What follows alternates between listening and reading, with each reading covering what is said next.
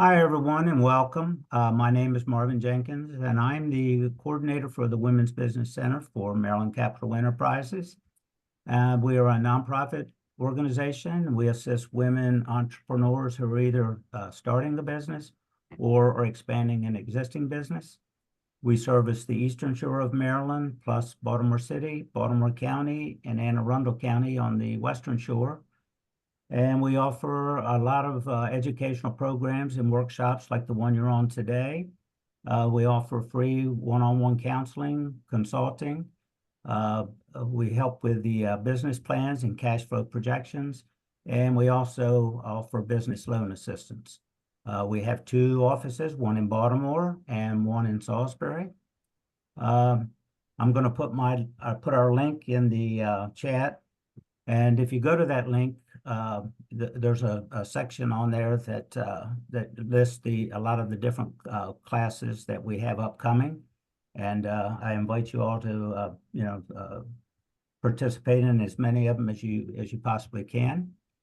And today's workshop, MBE, DBE, SBE workshop,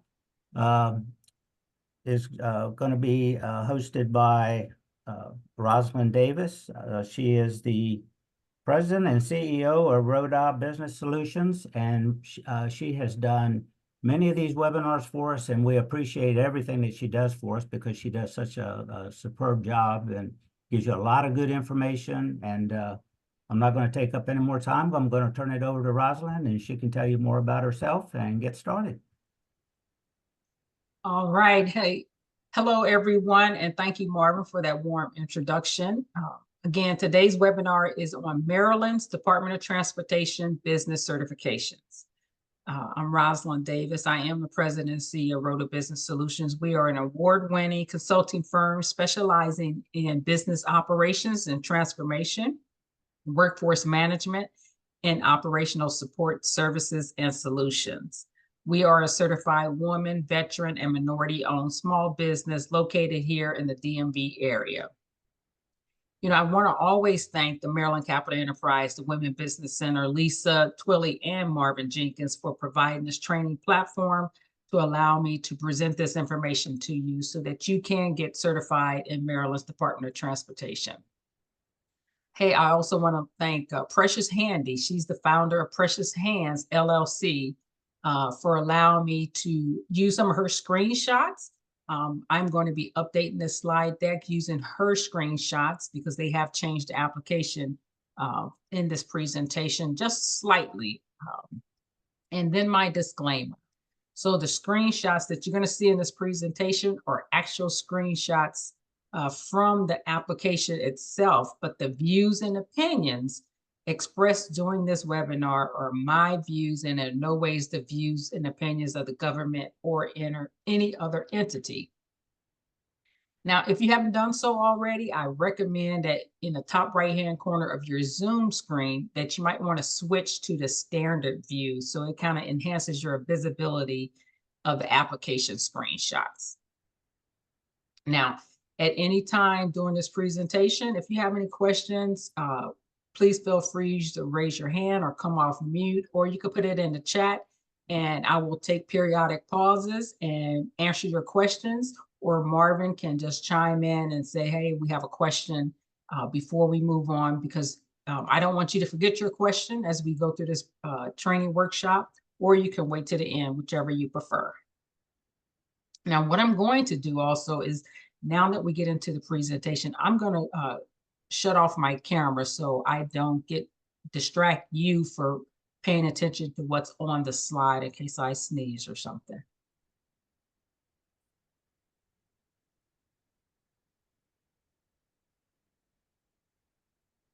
Okay, so here's our agenda. I've posted in the chat the link to the Maryland Department of Transportation, their website, to get to the application. Now, this is a two-part series. So what we're going to do is just part one of the application process. Now, I want to point out and stress to you that there is no cost to apply for MDOT certifications, but you must be a for-profit company with current business operations. So you can't be in the ideal phase. You have to be a for-profit company as well. Now, the whole application is like a 4-step process. First step is where you submit your application. The second step is where they will do an investigation to include an on-site or virtual visit, but they're also going to do an interview as well. The third step is they're going to do an evaluation to see if you meet the eligibility requirements. And then the last step, they're going to make a determination. This is where you'll get your decision letter, whether you've been approved or denied the certification. This whole process takes about 4 to 6 months for MDOT to render a decision. So just be patient.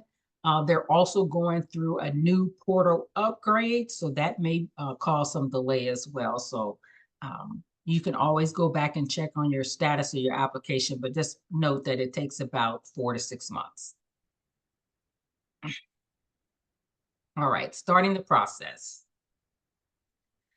So again, MDOT is Maryland's official certification agency for companies that are seeking to get the Minority Business Enterprise, MBE, the Disadvantaged Business Enterprise, DBE, the Airport Concession Disadvantaged Business Enterprise, ACDBE, and the Small Business Enterprise, SBE certifications, more commonly known as MBE, DBE, SBE certifications. So the Office of Minority Business Integration, they highly recommend that you apply for at least the MBE, the DBE, SBE, and even sometimes the airport concession all at the same time, because they have a uniform certification application to allow you to do so. Now, if you are headquarters outside of Maryland, you got to be certified by your government agency in your home state before applying for certification in Maryland. Now, out-of-state firms may also need to meet other requirements in order to do business in Maryland, such as being registered and in good standing with Maryland.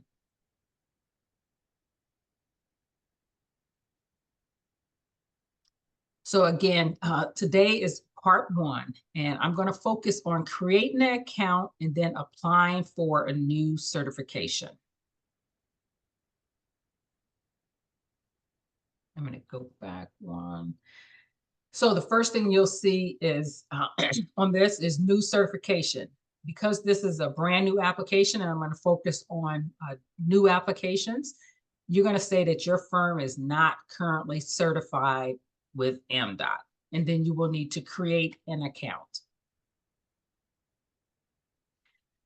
You would enter your firm's tax ID number to just do a lookup, so that this is sort of their checks and balance to ensure that you do not have a application somewhere pending in the system, or maybe an application where you submitted in the past and maybe forgot. So once you enter your business tax ID, again, it's just going to check to make sure that you're not already listed in the database. Because this is a brand new application of what we're going to go through in this workshop, it's going to say a match was not found, so you will need to create an account. Now, in case you're very brand new, if you're wondering where do you get a business tax ID from, where you get that from irs.gov. It's sometimes referred to as your employer ID number, or EIN.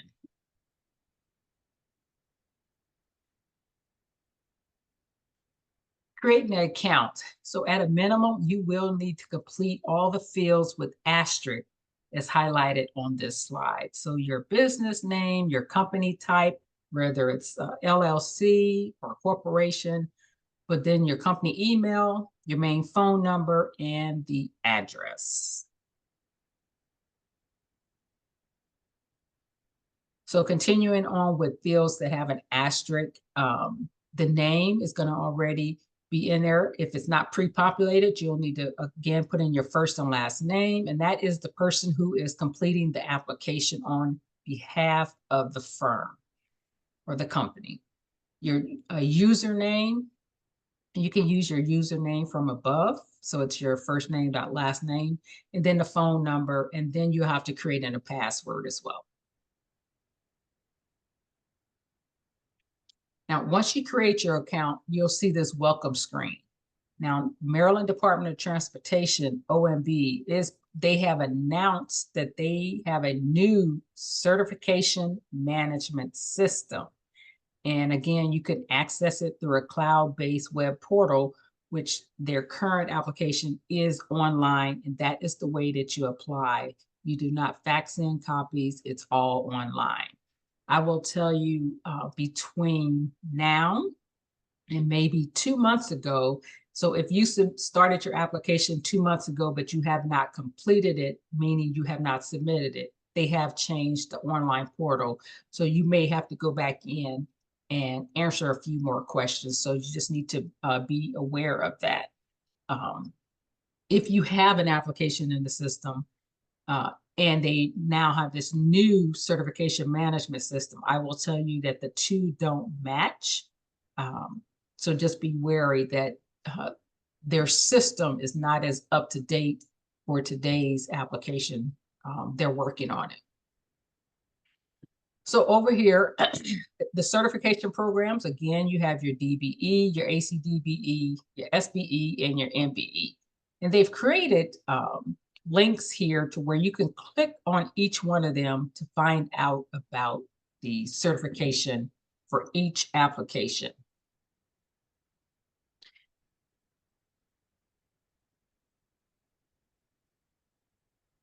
So determining your eligibility. So this is the eligibility for MBE. This is for MBE. You must be 51%. The owner must have 51% stake in the company. You can see the projected classes that are listed on this slide. And this is applicable to MBE certification only. So with MBE for 2024, the new personal net worth is now $2,073,412. So a little over 2 million. And then later on in the application, you're going to see where you'll need to upload the resume as it talks about management and control.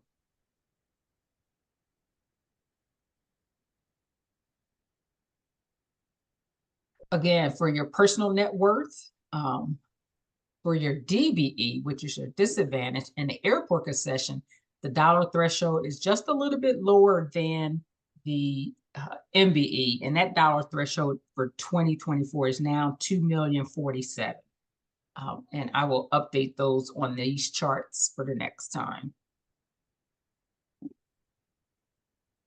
So for personal net worth for the DBE and ACDBE, again, those are the same.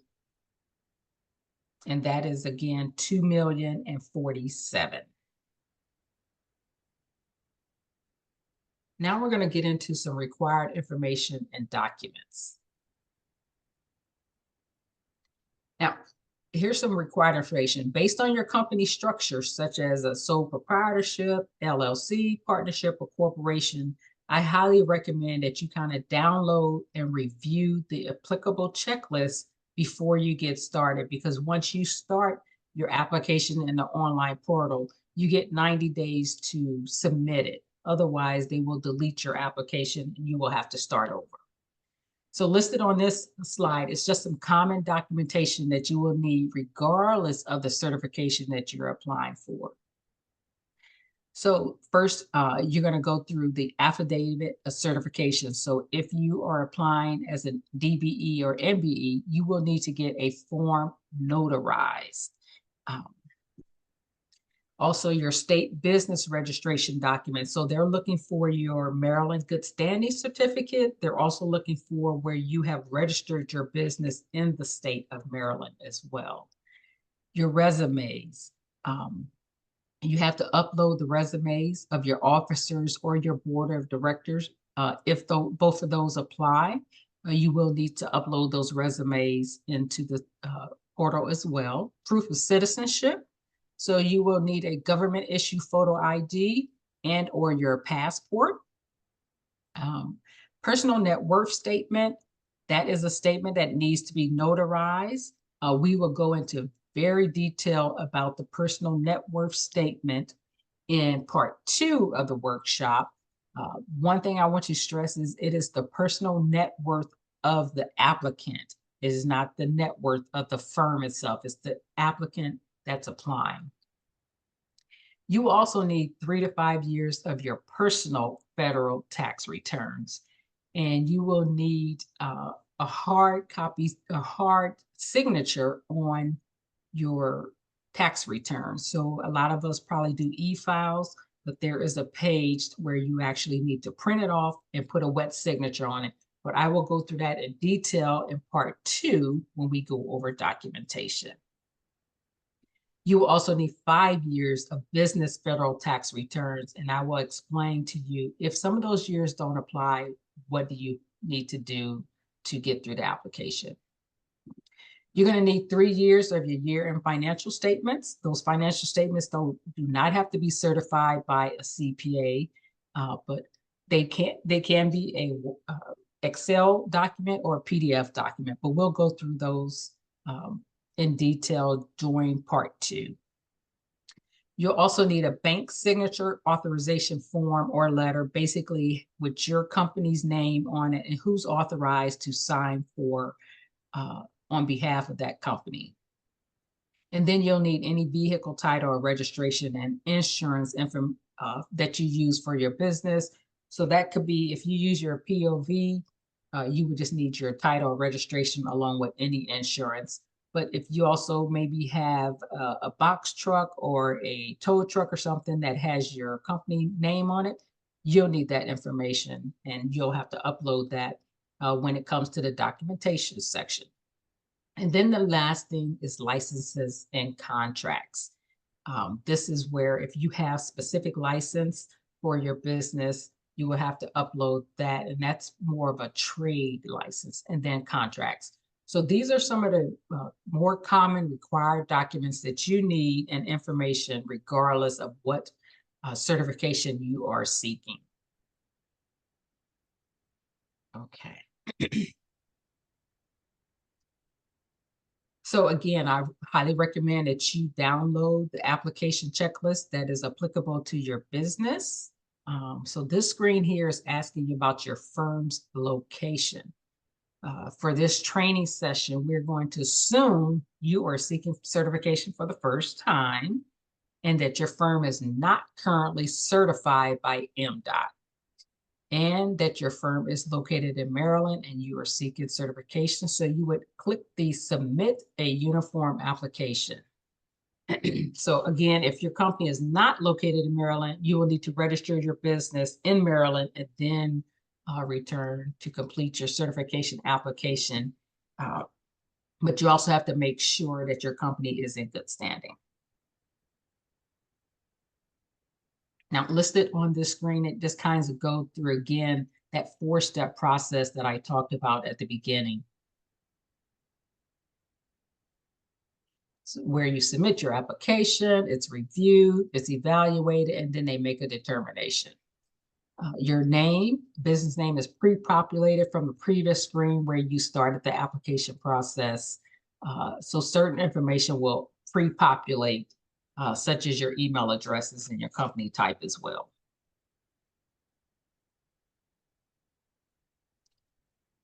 Now, going through your eligibility requirements, by answering these questions on this slide here, it's going to help you determine if you should apply for certification. Again, you have to be a for-profit business and have current business operations to apply. If you don't fit that criteria, you should not apply because you will not be eligible.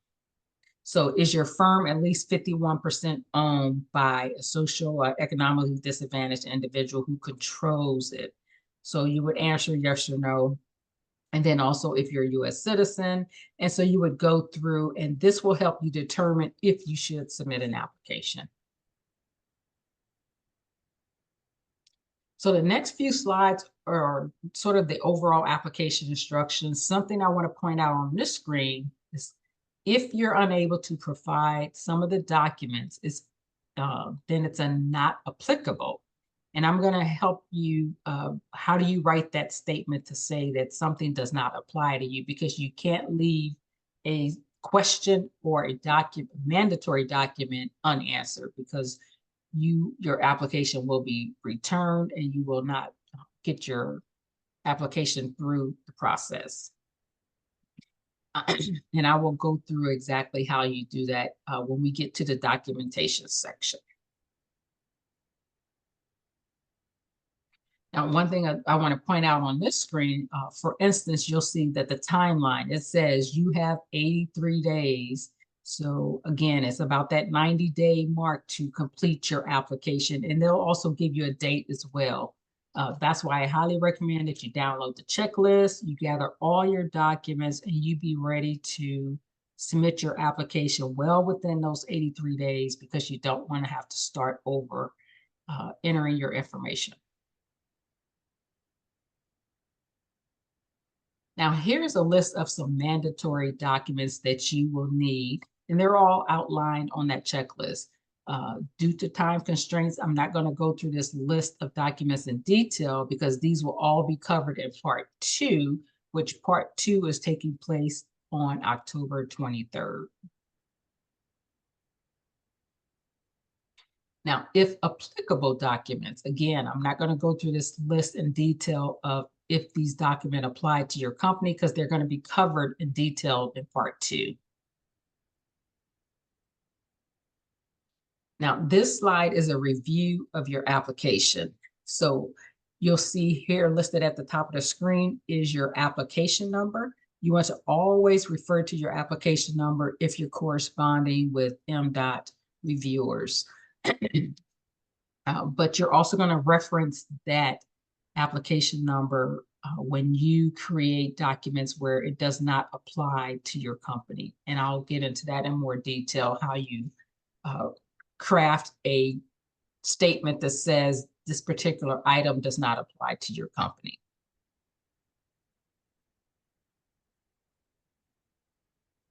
All right. So here's some additional instructions before you begin your application. So over here, this color coding, this kind of helps gives you a visual representation as to where you are at in your application and what questions and or documents you must are mandatory. For instance, if you see a red, that means you must answer that question or you must upload a document. Yellow is optional. And then once you have completed answering that question and or uploading that document, then you'll see the green. So that's sort of like your quick visual to see where you're at in your application. What you want to see at the end before you hit the submit is the all green, meaning you have answered all questions and you have uploaded all required documents. Okay. And I also recommend that you save often, even though you're not ready to submit your application, but sometimes the network will slow down, the system may lock up. So I just always recommend that you save your work regularly. Now, as you can see on this screen, each section is red because we're just now starting the application and you have not answered any of the questions, nor have you uploaded any documents. So this is back to the color coding to help you visually see where you're at in your application process. And one good thing is you can complete any of these sections in any order that you want, because it will tell you if a section is still if a section is completed or not. So you can skip around if you choose to do so. But I will caution you, don't hit the submit button until you have reviewed all your answers and reviewed your supporting documentation, because once you submit your application, you can't retract it. The only way to retract it is to delete it and start over. Okay, section 1 of the application. And there's 4 sections of the application. So section 1 is basically your contact information. Again, over here on the far right where it says required, you will see things that, questions that you must answer. And then the green means that you have answered it. And then the yellow ones are optional, so you don't have to answer them. but everything that's mandatory, you must answer. And as you can see on the screen, some of the information has already been pre-populated for you, such as your name.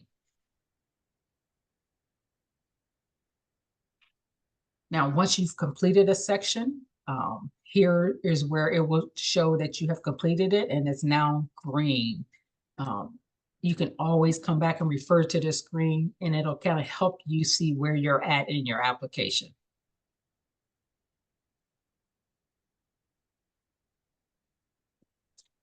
Section 1, certification information. So this is asking about prior other certification and applications. This is the section where you'll make the selection on what type of certification you're applying for. So again, you can apply for your MBE, DBE, and SBE all together under one application to include the airport concession as well. On this particular screen, you can see all these questions are mandatory. So you must answer each of these questions. Again, this section continues with more mandatory questions. And you can determine that by here where it says red, that's required.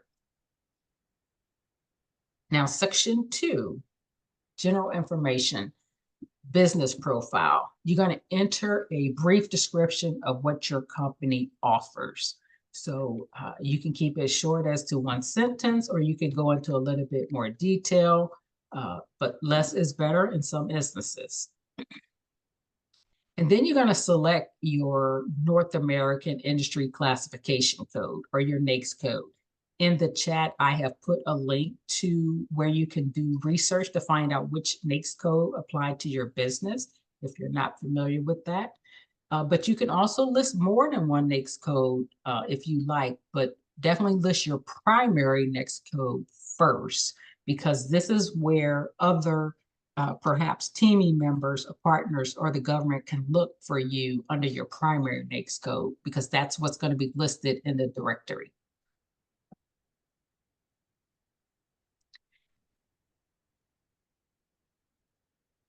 Now, I also want to point out in your description, you want to make sure that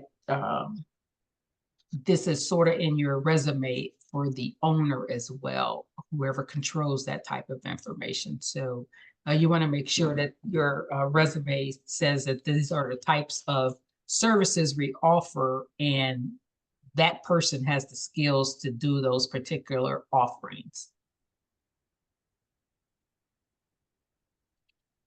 Now, your business profile, this information should be self-explanatory, but you can use the same date that you established and the date that the firm was owned. They can be the same date.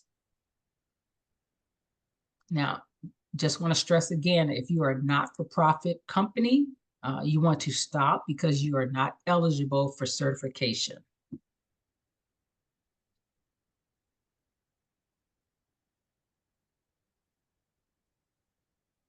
Number of employees, you want to include yourself as one of the types of employees. So as highlighted on this slide, you'll also need to upload a document with the list of employees per category, title, and dates of employment. So in the first part of this workshop, we go through all the questions that you have to answer. Part 2, we go through the documents to support these questions that you're going to answer in the first half of your application. So the next question is, and it's a required question, is you have to upload or answer your 5 years of federal tax returns. So if you just started and you do not have tax returns for all 5 years, you're going to type a 0 in there, but then you're also going to create a separate document with your application number. And basically you're going to type on there, year 2023 does not apply because you just started your business in 2024. You're going to sign and date that and make sure your application number is on that. You're going to PDF that document, and then you're just going to upload it when it comes time. And that's how you show that something does not apply to you, but you cannot leave it blank. You must answer every question and upload a document for every mandatory request. Okay, Marvin, before I continue, I want to stop and see if there's any questions. There was a couple, but I was able to answer them. It was just simple questions. But there is one, is there also certification for WBE? Not at the Maryland Department of Transportation level. If you want a woman-owned certification, that is normally through SBA. That was the only one that that I wasn't able to answer. So. All right, moving on to section 2, general information.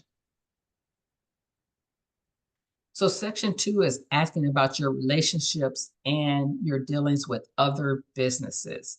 Each of these questions is mandatory. Again, that red box will tell you that it is mandatory. So you have to answer the questions as appropriate. And then you would click save and return so that you can advance to the next section. Again, all these questions are mandatory. Section 3, majority owner. So this is the majority owner information section. So you would click right here in the middle where it says add owner, because you at least need to add at least one person in your application, whether that's the owner, the founder, the president, the CEO, but you have to at least list the majority owner, and that's that 51% person of the company. Owner's information. You have to complete all the areas in red. Some of the information has been pre-populated for previous sections. If you don't own stock, then just click not applicable, and then use your start date as the date that you have acquired your business, but do not leave it blank.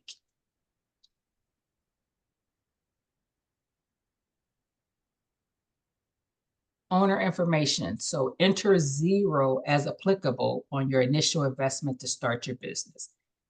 For instance, if you didn't infuse any cash or real estate, you can enter 0 as applicable. If you did infuse cash into your business, you would enter that amount there, but also be mindful that you will have to show a receipt where you have infused cash or something for your business. If you donated real estate for your business, you will also need to submit documentation as proof when you get to the documentation section.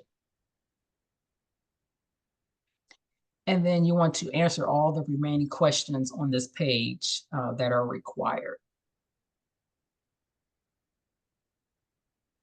Now, the first 2 questions on this screen are green because you have already answered them. But this important question is this personal net worth. Here's what you need to do for part 1 through this workshop in answering the question about personal net worth. Because until you actually complete your personal net worth form, you're not going to know what this number is. So my recommendation is to just put a dollar figure in here, but make sure that when you complete your personal net worth form, that your personal net worth on the form matches this particular question right here, because they will double check to make sure that those match. Any questions on that? There was a question right after you started this. It's the question was, will you be showing where we need to update the documentation for the years our business was not open yet? And does that, and does that document have to be notarized? Okay, so I've given you an example of what you do when a document does not apply. Is you just can open up a blank Word document. You want to put your application number, your business name, and you want to say your 2022 taxes, federal taxes, business taxes don't apply. because you started your business in 2023. And that's just an example. But whatever it is, you want to just give a rationale why a particular question or document does not apply. You want to sign and date it. You want to PDF it, and then you would upload it. She also came back and said, also, I wanted to make sure that I heard correctly. Once we put our name and password to start the application, the clock starts for 80 days. Is that right? Yes. Okay. And it's about 90 days. Yep. And Marvin, there was a second part of that question. I want to make sure I answered your first one. Does the document have to be notarized? Yeah. So no, that particular document does not have to be notarized. There's only 2 documents that have to be notarized, and that is your personal net worth and also certifying that you are a MBE, Minority Business Enterprise.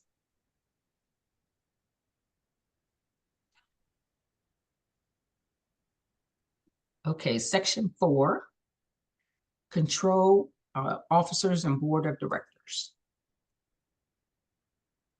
So you can enter yourself as an officer of the company and as a board of directors. You can basically enter yourself for all of these questions. So you do not have to have a separate individual for each one of these positions. This could be you, especially if you are the only employee currently of your company.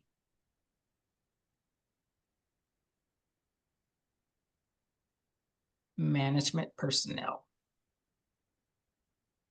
Again, you can list yourself as the point of contact with the same title for each question. So here it asks for the name, it asks for the title and position. So if you are Rosalind Davis and I'm the president, but I'm also the CEO, I'm also the founder. I enter my ethnicity, my gender, I'm 100% owner. So I can be all of these that they list here because I control I set the policy, I do the bidding, the major purchasing. If all these things apply to you, then put your name there. You do not have to list someone separately if that person does not exist. But I want to caution you also that everything that says right here sets policy for the company. You do the bidding and estimating, you do the major purchasing and decisions, marketing the sales, supervises field operations. Make sure that language is in your resume. Make sure this language that's right here on this slide is in your resume, because they will check to make sure that if you said you do all these 5 things, that it is actually in your resume.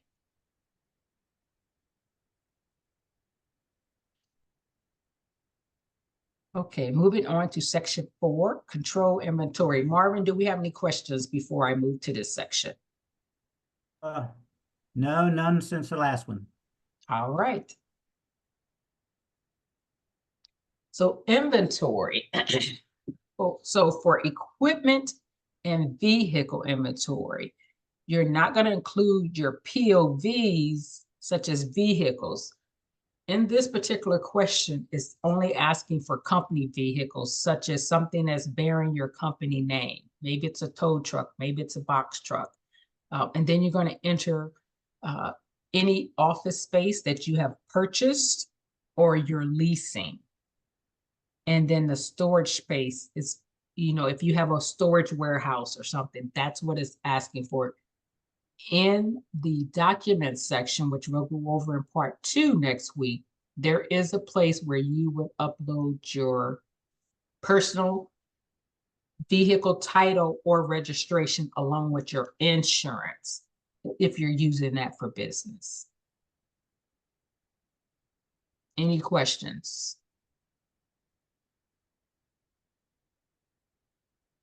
Okay, financial information. One just did pop up. All right, let's go back. Does inventory also include digital or online payments, such as email automation fees, or CRM repository? No.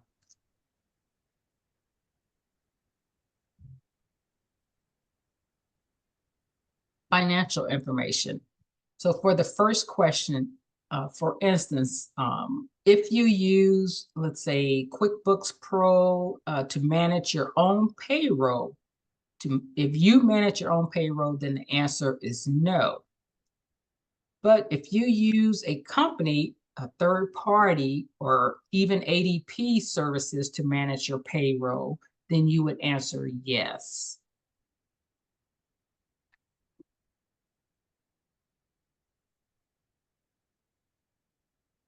Now, also on your financial and your banking information, you want to make sure that you list the individual here who can sign checks for the company. You will also need to upload a document to support that, which is considered a bank signature authorization form or letter. And again, it will need to have your bank name on it, your company name, and then that signature of who can sign for checks. The bonding information, you can say yes or no. Bonding typically applies to construction companies. And this last question, if you select yes on the sources of loans, make sure that when you complete your personal net worth statement, that you include those loans on that statement as well.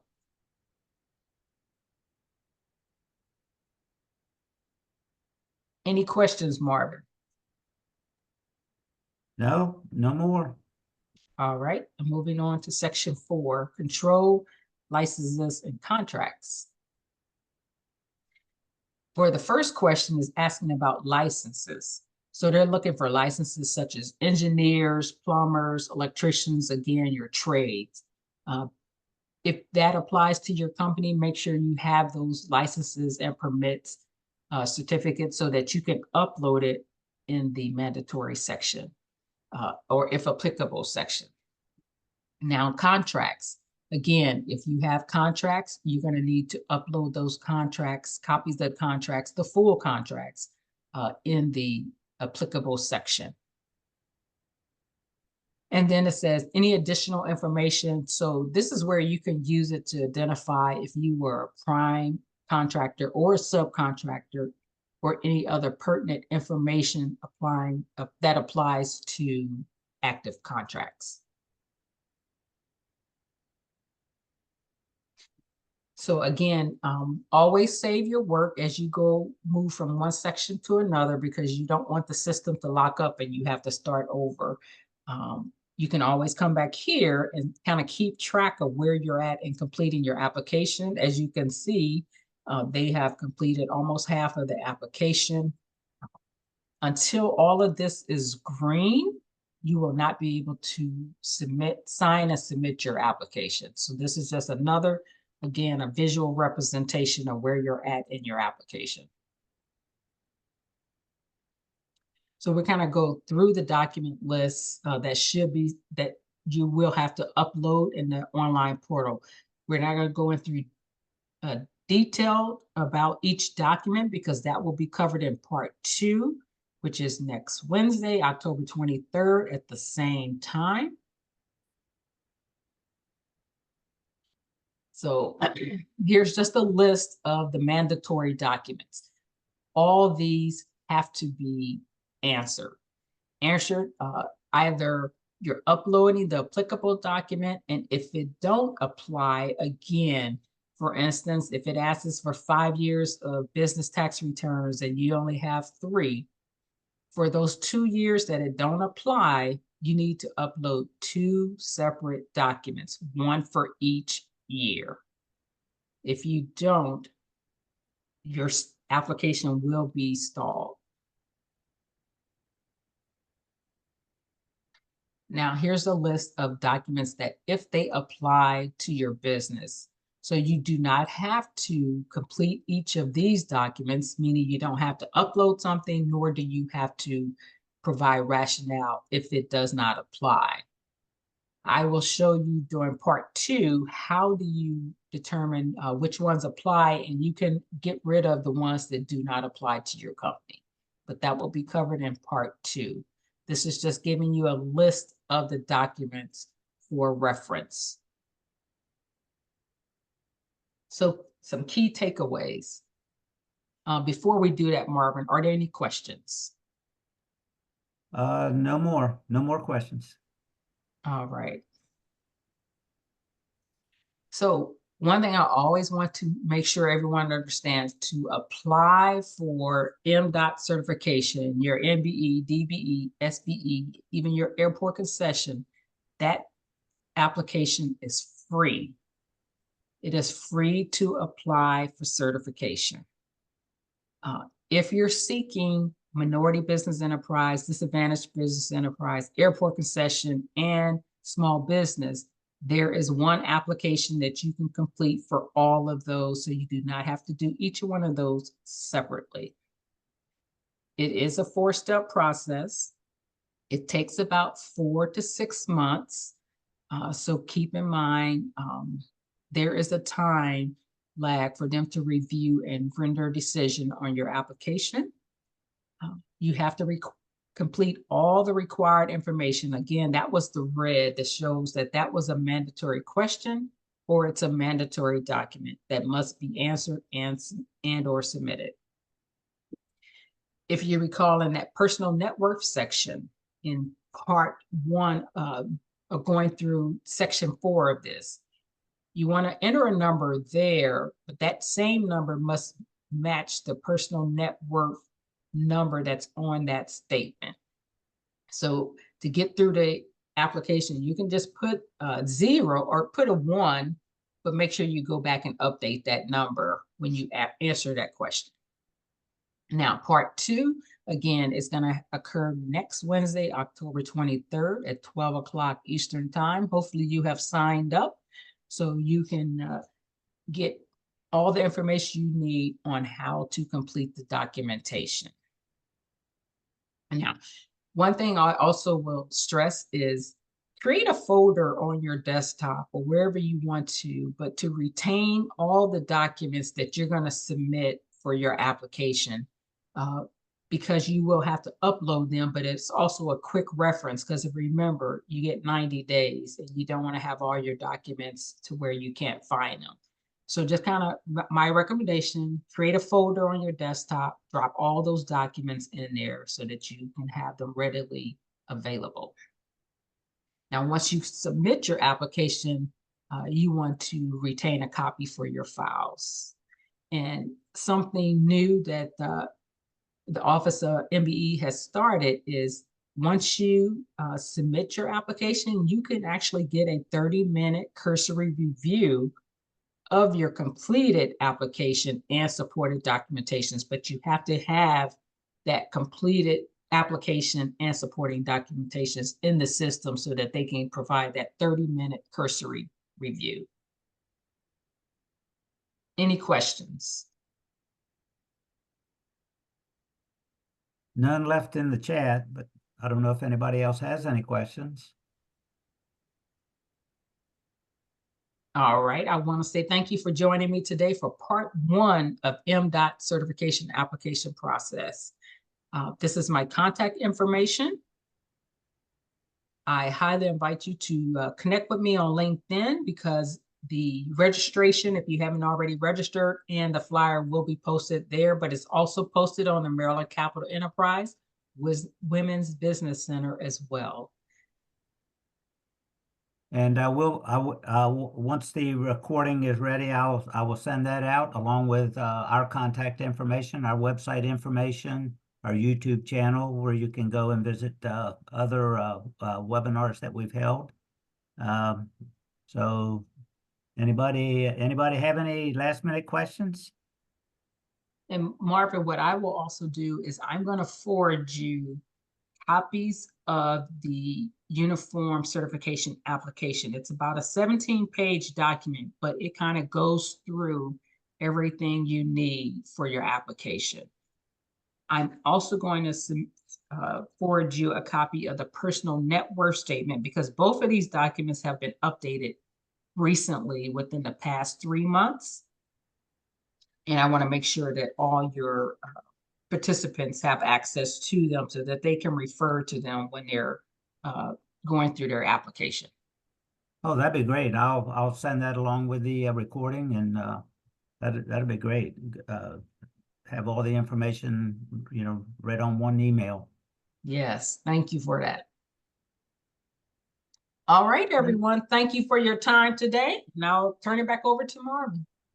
All right, well, thank you everyone for attending, and like I said, I will get the information out to you. And Rosalind, thank you again. It was very informative and, as usual, very worthwhile. So I guess nobody else has any questions. So I guess with that, we can end this session, and hope everybody will, if you haven't already signed up for next week, so go ahead. I'll send you the link anyway, but we would like for you to register for next week's part 2. And with that, everybody have a great rest of the day, and we'll see you next time. Thank you, Rosalind. You're very welcome.